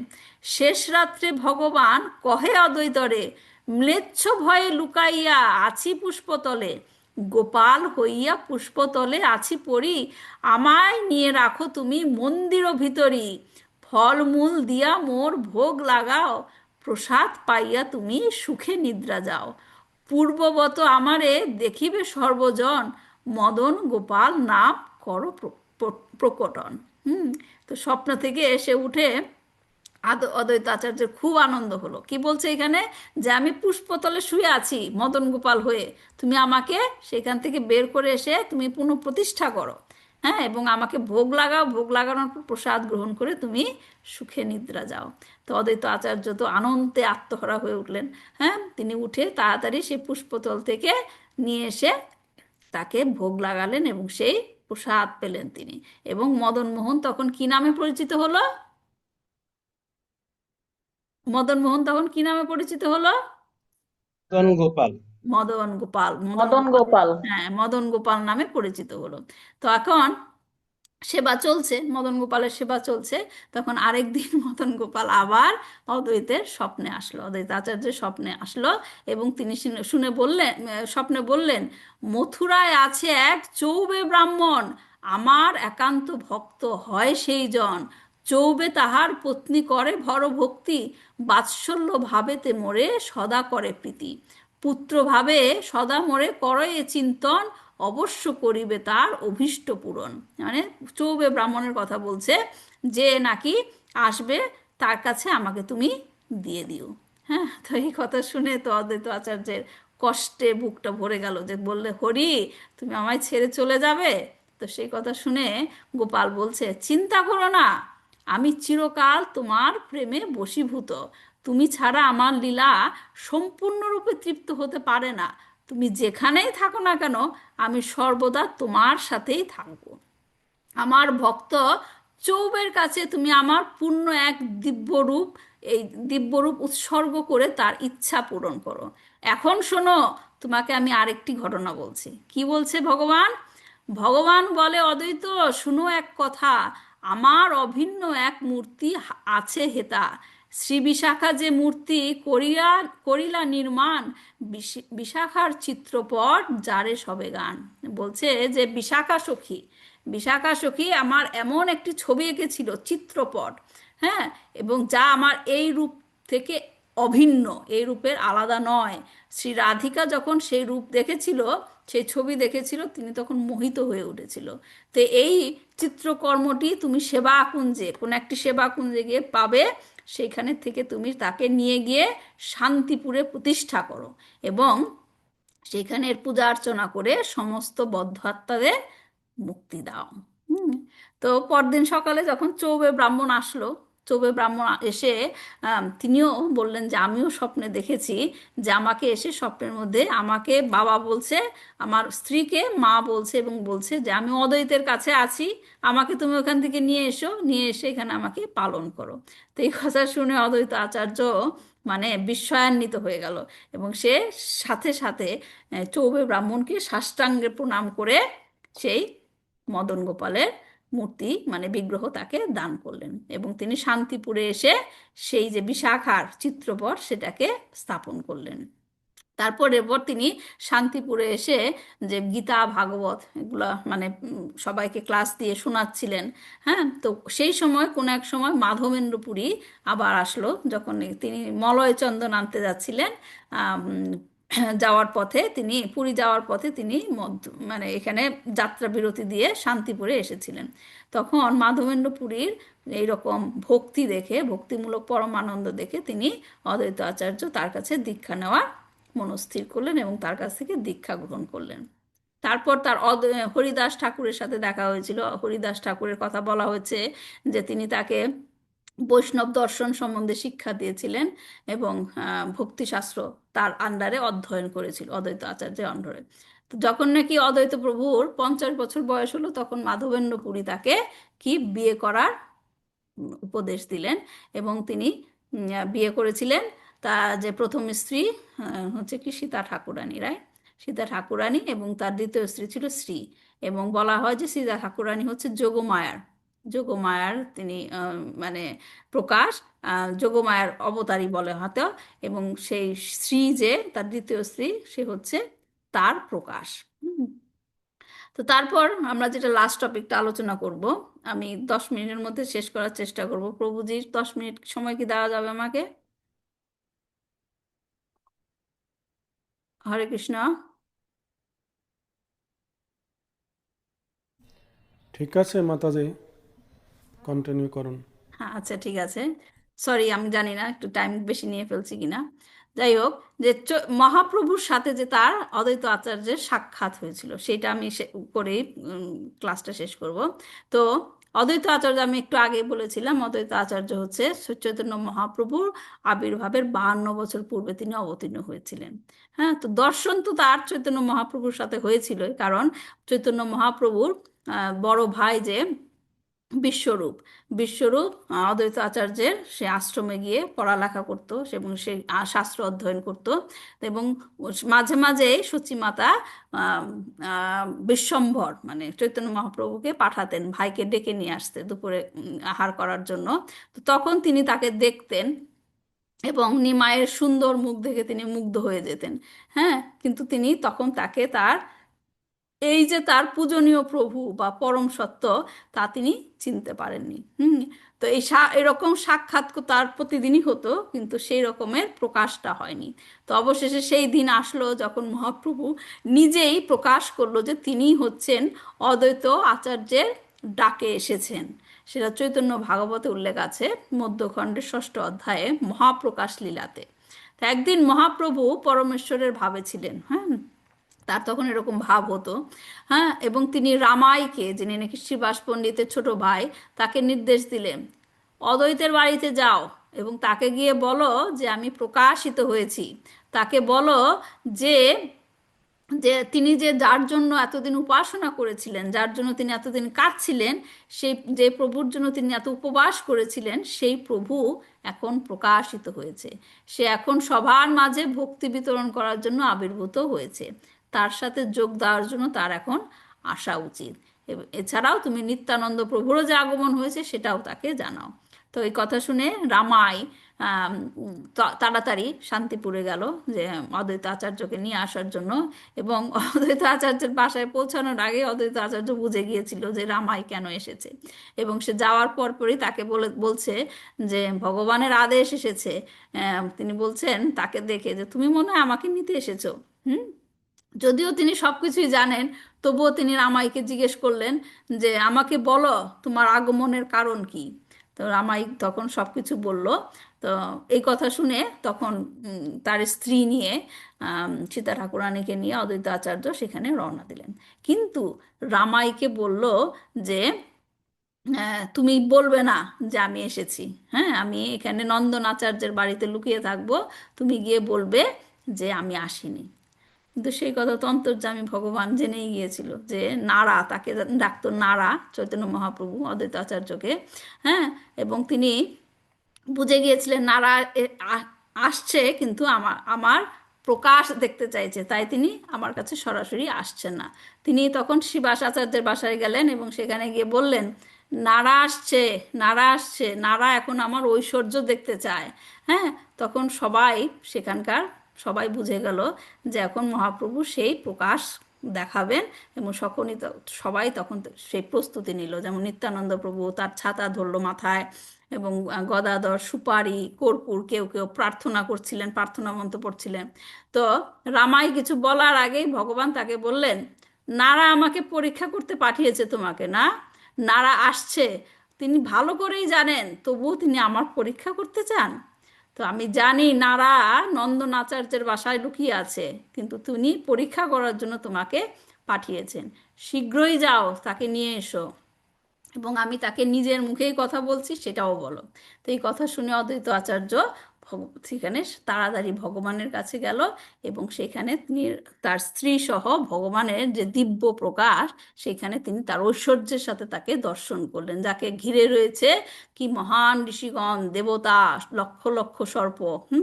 তো ভগবান বিশ্বম্ভর চৈতন্য মহাপ্রভু অদ্বৈতের দিকে তাকিয়ে বললেন, তোমার প্রতিজ্ঞা পূরণ করতে আমি নেমে এসেছি, কারণ তুমি প্রচুর উপাসনা করেছ। আমি ক্ষীরসাগরে যোগনিদ্রায় ছিলাম, কিন্তু তোমার উচ্চস্বরে আর্তনাদ শুনে আমার ঘুম ভেঙে গিয়েছে। তুমি জীবের কষ্ট সহ্য করতে পারোনি, তাই তুমি আমাকে তাদেরকে উদ্ধার করার জন্য আমাকে নিয়ে এসেছো। আমার চারপাশে থাকা সমস্ত সহযোগীদের মধ্যে তোমার কারণে আমি এখানে আবির্ভূত হয়েছি। তো এই কথা শোনার পর অদ্বৈত আচার্য তো আনন্দে লুটোপুটি খাচ্ছিল এবং তিনি তার মহিমা কীর্তন করলেন। এবং চৈতন্য মহাপ্রভু তাকে তখন নির্দেশ দিলেন, হে নারা, এখন তুমি কীর্তন করো, নৃত্য করে কীর্তন করো। তো এই হলো তাদের প্রকাশটা হলো, চৈতন্য মহাপ্রভুর প্রকাশ হলো অদ্বৈত আচার্যের কাছে। আরেকটি লীলাতে বলা হয়েছে যে, যেটা নাকি চৈতন্য ভাগবতে আছে, অদ্বৈত আচার্য এবং শ্রীবাসের নেতৃত্বে ভক্তদের মধ্যে ভগবান বসেছিলেন। তখন ভগবান শ্রীবাসকে জিজ্ঞেস করলো, শ্রীবাস, দয়া করে বলো, অদ্বৈত প্রভুকে তোমার কেমন বৈষ্ণব বলে মনে হয়? তখন শ্রীবাস কিছুক্ষণ চিন্তা করে বলল, তারপর বলল যে, আমার কাছে মনে হয় তিনি সুখদেব বা প্রহ্লাদের মতো বৈষ্ণব। প্রহ্লাদ এবং সুখদেবের সাথে অদ্বৈতের সমকক্ষতা শুনে ভগবান ক্রুদ্ধ হয়ে শ্রীবাসকে আঘাত করলেন। একজন স্নেহশীল পিতা যেমন পুত্রকে শিক্ষা দেওয়ার জন্য থাপ্পড় মারেন, তিনি সেইভাবে শ্রীবাসকে চড় মারলেন এবং বললেন, কি বলিলি, কি বলিলি পণ্ডিত নির্বাস, মহান নারাকে কহ সুখ বা প্রহ্লাদ? তোমরা হয়তো বলো যে সুখদেব সম্পূর্ণ মুক্ত মানুষ, মুক্ত একজন ব্যক্তি, কিন্তু নারার সামনে সে শিশু, নারার সামনে সে শিশু। আমার নারার সম্পর্কে এমন কথা বলার তোমার সাহস কোথা থেকে হয়? হে শ্রীবাস, তুমি আজ আমাকে ভীষণ কষ্ট দিয়েছ। এই বলে ভগবান ক্রুদ্ধ হয়ে একটা লাঠি দিয়ে শ্রীবাসকে আঘাত করার জন্য তাড়া করলেন। তখন অদ্বৈত আচার্য দ্রুত উঠে গেলেন এবং ভগবানের হাত হাত ধরে মৃদুভাবে বললেন, একজন পিতা তার পুত্রদেরকে কৃপা পরবশ হয়ে শিক্ষা দেন, এই তিন জগতে তোমার ক্রোধের উপযুক্ত প্রার্থীকে? তখন তাকে অদ্বৈত আচার্য তাকে শান্ত করলেন। হ্যাঁ, এবং যখন তিনি শান্ত হলেন তখন তিনি বললেন কি, অদ্বৈতের লাগি মোর এই অবতার, মোর কর্ণে বাজে আসে নারার হুঙ্কার। আমি ক্ষীরসাগরে শুয়েছিলাম এবং নারার তীব্র কান্না শুনে আমি এখানে এসেছি। হুম। আর যে লাস্ট লীলাটা, যেটা নাকি আমার কাছে বেশি লেগেছে, ভালো লেগেছে, সেটা হচ্ছে অদ্বৈত আচার্যকে মহাপ্রভু শাস্তি দিয়েছিলেন। হ্যাঁ, তো এখানে চৈতন্য চরিতামৃততে এক তাৎপর্যে শিল প্রভুপাদ এটা উল্লেখ করেছেন। হ্যাঁ, মহাপ্রভু কিঙ্কল অদ্বৈত আচার্য এই লীলাটি করেছিলেন পতিত জীবদের দেখানোর জন্য যে ভগবান বা গুরু বৈষ্ণবদের কাছ থেকে শাস্তি পাওয়াটা কতটা শুভ। একজন ভক্ত কত ভাগ্যবান হলে গুরুদেবের হাতে কি শাস্তি পায়, বা বকা, যাকে শাস্তি পাওয়ার কথা বলা হয়েছে। তো ভক্তিবিনোদ ঠাকুর তার অমৃত প্রভাস ভাষ্যে সেটা লিখেছেন, অদ্বৈত আচার্য হলেন মহাপ্রভুর গুরু, ঈশ্বরপুরীর ভ্রাতা, রাইট, ধর্মভ্রাতা। তখন এই কারণে মহাপ্রভু অদ্বৈতকে আধ্যাত্মিক গুরু বলে মানতেন, যদিও অদ্বৈত নিজেকে মহাপ্রভুর দাস বলে জানতেন। তো মহাপ্রভুর সাথে এত শ্রদ্ধা, মানে তার সাথে এরকমভাবে শ্রদ্ধা ভাব করতে দেখে তখন তিনি ভাবলেন যে কিভাবে যে মহাপ্রভুর কাছে তিনি শাস্তি পেতে পারেন। তখন তিনি করলেন কি, যে কি কি যেন বলে ওটাকে, যোগ বশিষ্ঠাদি, হ্যাঁ, ব্যাখ্যা, ব্যাখ্যা যেটা তিনি প্রচার করছেন, তিনি অদ্বৈত বলে আমি ভক্তির বিরোধে চলব, যোগ বশিষ্ঠাদি ব্যাখ্যা সর্বদা করিব, এবে জ্ঞানবাদ আমি করিব প্রচার, যাহাতে প্রভুর হয় ক্রোধেরও সঞ্চার, শুনিয়া অবশ্য প্রভু আসি শান্তিপুরে, নিজ হাতেতে শাস্তি করিবে আমারে, মনে মনে ইহা স্থির করিয়া অদ্বৈত, জ্ঞানবাদ প্রকাশ হয়ে ছাড়িয়া সে দ্বৈত।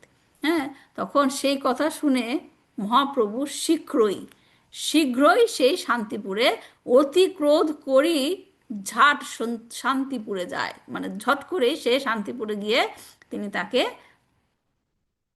মানে মারলেন বা শাস্তি দিলেন। এবং তিনি বললেন, তখন অদ্বৈত বলে, প্রভু তুমি জগতের গুরু, ভক্ত বাঞ্ছা পূর্ণ করো, বাঞ্ছা কল্পতরু। এত বলি প্রভু পদে প্রণাম করিয়া, প্রভু তারে আলঙ্গিয়া হৃদয়ে ধরিলা। তখন সেটা যখন নাকি তার হাসি দেখে চৈতন্য মহাপ্রভু বুঝলেন যে এই লীলাটা অদ্বৈত প্রভু, অদ্বৈত আচার্য ইচ্ছা করে করেছে, যাতে সে মহাপ্রভুর কাছে কি করতে পারে, শাস্তি পেতে পারে। তো এই যে অদ্বৈত আচার্যের লীলাগুলো আমরা পড়লাম, এগুলো হচ্ছে বহুমুখী এবং রহস্যময়, যেটা নাকি আমাদের এই জাগতিক বুদ্ধি দিয়ে বোঝা অনেক সময় কষ্টকর হয়ে যায়। চৈতন্য মহাপ্রভু স্বয়ং অদ্বৈত আচার্যকে মহিমান্বিত করেছেন এবং বলেছেন কি, অদ্বৈত আচার্য গোসাই সাক্ষাৎ ঈশ্বর, তার সঙ্গে আমার মন হইল নির্মল। সর্বশাস্ত্রে কৃষ্ণ ভক্তে নাহি যার সম, অতএব অদ্বৈত আচার্য তার নাম। যাহার কৃপাতে ম্লেচ্ছের হয় কৃষ্ণ ভক্তি, কে কহিতে পারে তার বৈষ্ণবতা শক্তি। তার সান্নিধ্যের ফলে আমি পবিত্র হয়েছি, চৈতন্য মহাপ্রভু নিজে বলছেন। কৃষ্ণ ভক্তিতে শাস্ত্র জ্ঞানের সমকক্ষে তার সমান কেউ নাই। হ্যাঁ, অদ্বৈত আচার্যের করুণা ব্যতীত শ্রী গৌর নিতাইয়ের পদ্ম লাভ করা পদ্ম মানে পাদপদ্ম লাভ করা যায় না। তাই তো নরোত্তম দাস ঠাকুর কি বলেছেন? দয়া করো সীতাপতি অদ্বৈত গোসাই, তব কৃপা বলে পায় চৈতন্য নিতাই। তাই এই অদ্বৈত প্রভু দ্বারাই আমরা, যিনি নাকি কৃষ্ণ ভাবনামৃত যে হরিনাম সংকীর্তন যিনি শুরু করেছিলেন, সে অদ্বৈত প্রভু, তার চরণ কমলে আমাদের প্রণাম। হুম, তো আমরা অদ্বৈত প্রভুর প্রণাম মন্ত্র দিয়ে আমাদের আজকে ক্লাসটা শেষ করব। শ্রী অদ্বৈত নমস্তভ্যং কলিজন কৃপানিধে, গৌরপ্রেম প্রদানায় শ্রী সীতাপতয়ে নমো নমঃ। শ্রী অদ্বৈত নমস্তভ্যং কলিজন কৃপানিধে, গৌরপ্রেম প্রদানায় শ্রী সীতাপতয়ে নমো নমঃ। শ্রী অদ্বৈত নমস্তভ্যং কলিজন কৃপানিধে, গৌরপ্রেম প্রদানায় শ্রী সীতাপতয়ে নমো নমঃ। শ্রী শ্রী অদ্বৈত আচার্য কি জয়। অদ্বৈত আচার্য আবির্ভাব দিবস কি জয়। শিল প্রভুপাদ কি জয়। নিতাই গৌর প্রেমানন্দে হরি হরি বল। ধন্যবাদ যারা কষ্ট করে শুনেছেন। হরে কৃষ্ণ। জয় শ্রীকৃষ্ণ হরে কৃষ্ণ। চৈতন্য প্রভু নিত্যানন্দ শ্রী অদ্বৈত গদাধর শ্রীবাসাদি গৌর ভক্তবৃন্দ। হরে কৃষ্ণ কৃষ্ণ কৃষ্ণ হরে হরে, হরে রাম রাম রাম হরে হরে। ধন্যবাদ মাতাজিকে তার চমৎকার আলোচনার জন্য। এবার প্রশ্নোত্তর পর্বে যাচ্ছি। ভক্তবৃন্দ, আপনাদের যদি কারো প্রশ্ন থাকে আপনারা হ্যান্ড রেজ করুন।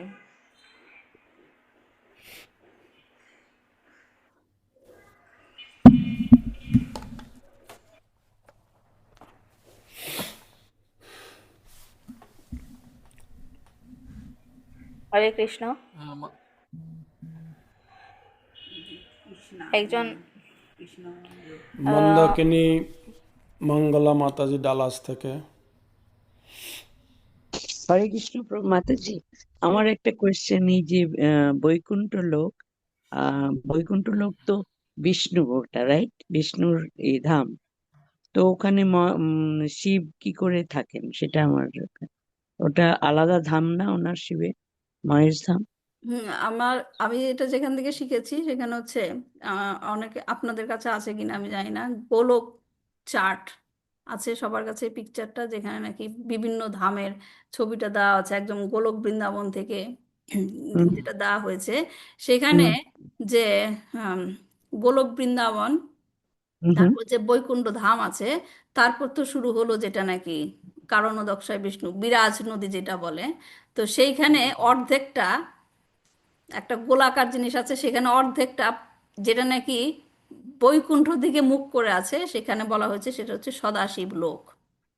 হ্যাঁ, এবং যেটা এই বৈকুণ্ঠর নিচে মুখ করে আছে সেটাকে বলা হয়েছে কি আম, মহাকাল।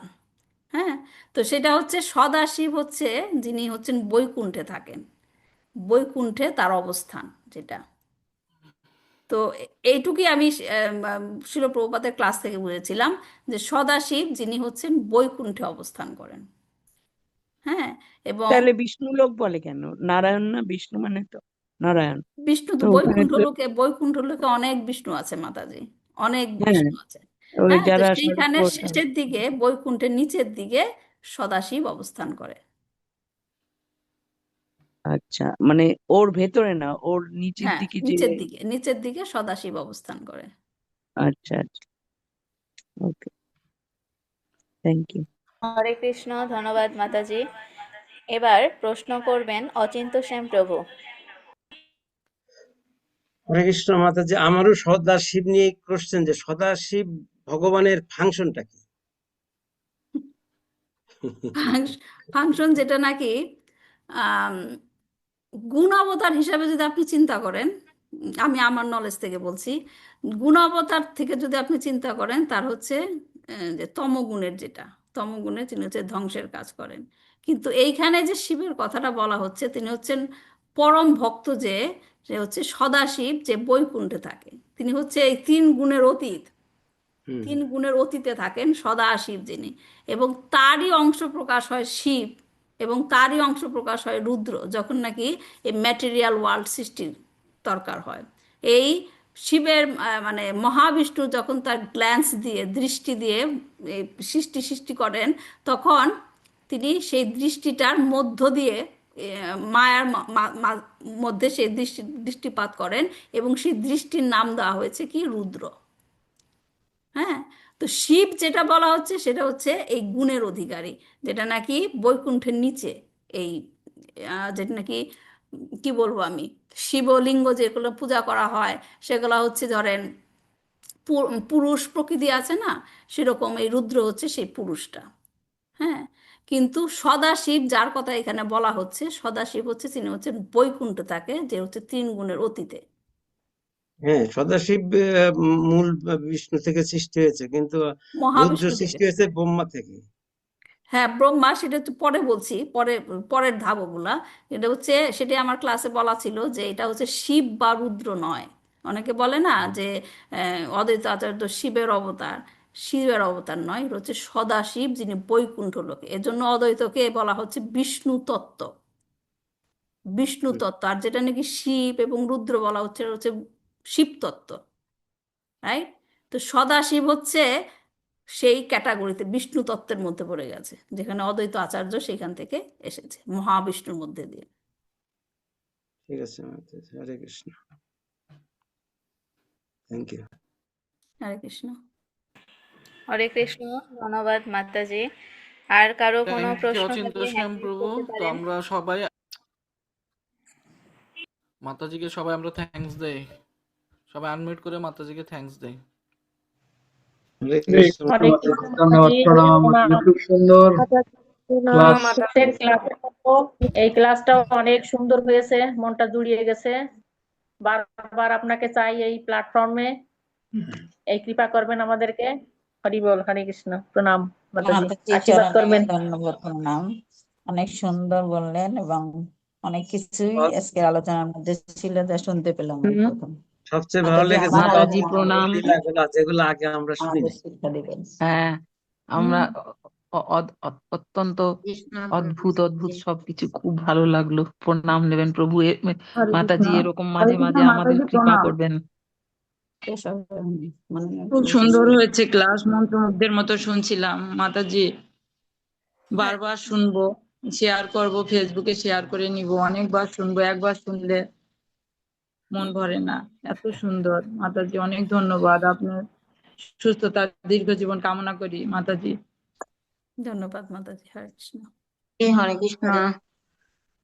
ভালোভাবে বুঝিয়ে দেওয়ার জন্য অনেক ধন্যবাদ। ভালোভাবে সবগুলো তত্ত্ব ভালোভাবে বুঝিয়ে দিয়েছেন, এটার জন্য খুব ভালো লেগেছে। হরে কৃষ্ণ। হরে কৃষ্ণ। হরে কৃষ্ণ, মাতাজি শ্রী চরণে প্রণাম। আপনার পাঠ খুব সুন্দর হয়েছে মাতাজি, আমরা কিছু জানতে পারলাম, বুঝতে পারছি। কৃপা করবেন যেন আমরা শিখতে পারি আপনাদের কাছে। আপনারা সবসময় আসবেন প্ল্যাটফর্মে।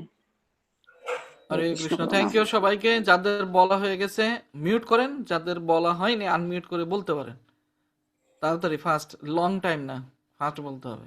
আর কেউ?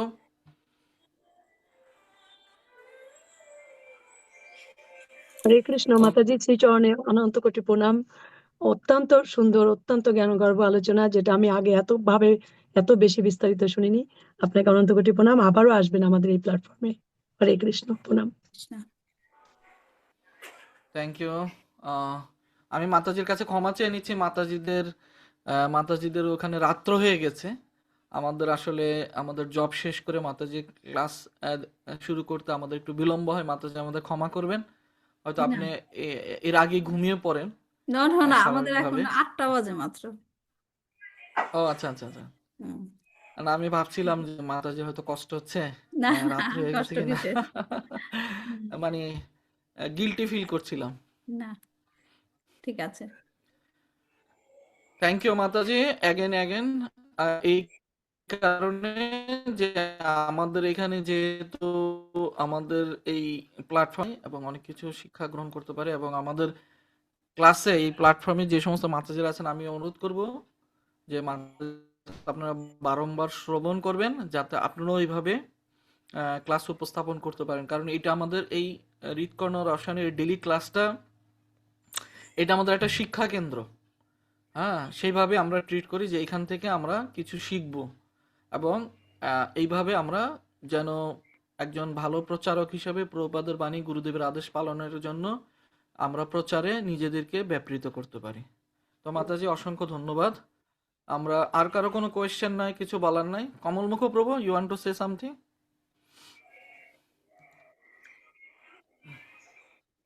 তো মাতাজি অনুমতি দিলে সদাশিবের কনসেপ্ট আর একটু বলতে পারি। যে একটা হলো আমরা জানি যে সেব্য ভগবান এবং সেবক ভগবান এই কনসেপ্টটা রয়ে গেছে আর কি। যেমন বলরাম, নিত্যানন্দ প্রভু তারাও ভগবান, কিন্তু তারা সেবক ভগবান। আর শ্রীকৃষ্ণ এবং মহাপ্রভু তারা হচ্ছেন সেব্য, মানে অবজেক্ট অফ ওয়ারশিপ। তো ওই দিক থেকে মানে শিবের যে তত্ত্বটা আমরা জানি সেটা হচ্ছে একটু জটিল তত্ত্ব আসলে, কিন্তু উনি মানে সোজাসুজি আমরা বলতে পারি অনেকে এরকম ওনাকে দেবদেবীর পর্যায়ে ধরে ফেলে, কিন্তু ওনার ওরকম না আর কি, মানে জীবতত্ত্বের মধ্যে উনি পড়েন না আর কি। কিন্তু চিন্ময় জগতে তার স্থিতি যেটা সেটা হচ্ছে সদাশিব, আর তার জড়জগতে যে স্থিতি সেটা হচ্ছে শিব বা রুদ্র। এটুক আর কি, এতটুকু আমরা যদি মানে ওনার ধাম বা সদাশিবের স্থান ওখানে রয়েছে আর কি ওইটা। আর ওনার এই জড়জগতে স্থিতিটা কৈলাস বা এরকম, এই সেটাই জড়জগতের প্রকাশ হলে ধাম প্রকাশ হয়, জড়জগতের বিনাশ হলে হয়তো ধাম থাকে কিন্তু মানুষের কাছে দেখা যায় না, এরকম আর কি, আনম্যানিফেস্ট অবস্থায় চলে যায় এরকম। তবে ওনাকে আমরা সেবক ভগবান উনি দেখাচ্ছেন যে, কারণ শিবও তো ধ্যান করে, কার ধ্যান করে আর কি, সে তো ভগবানের ধ্যান করে আর কি। তো ভগবানে কীভাবে ভগবান ধ্যান করে, তাও উনি দেখাচ্ছেন যে আমাদের আর শাস্ত্রে তো উনি তো নিজেই বলেছেন যে পার্বতীকে যে আরাধনার মধ্যে বিষ্ণুর আরাধনা সবচেয়ে শ্রেষ্ঠ আর কি। এই তো শিবের একটা স্থিতি আছে চিন্ময় জগতে, সেই শিব মানে তিনি হচ্ছেন সদাশিব। আমরা এটুকু আর কি বুঝতে পারি যতটুকু, বাকিটা বুঝবেন যখন আপনারা ওখানে যাবেন। হরে কৃষ্ণ। ধন্যবাদ প্রভু। থ্যাংক ইউ কমলমুখ প্রভু আমাদের সাথে কিছু সংযোজন করার জন্য। তো আমরা এখানেই শেষ করছি।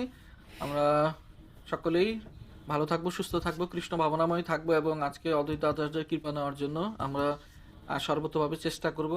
মাতাজি যা ক্লাস দিলেন আমরা হয়তো শুনেছি, ভুলে যাবো, আবার একটু পর আবার শুনবো, যাতে আজকে সারাদিন বারংবার শুনবো, যাতে অদ্বৈত আচার্যের চিন্তায় আমরা আজকে মগ্ন থাকতে পারি। হরে কৃষ্ণ। হরে কৃষ্ণ প্রভু, একটা কথা বলবো? কৃপা সিন্ধু ভৈবচ পতিতানাং পাবনেভ্যো বান্তা কল্পতরুশ্চ কৃপা সিন্ধু ভৈবচ পতিতানাং পাবনেভ্যো বৈষ্ণবেভ্যো নমঃ।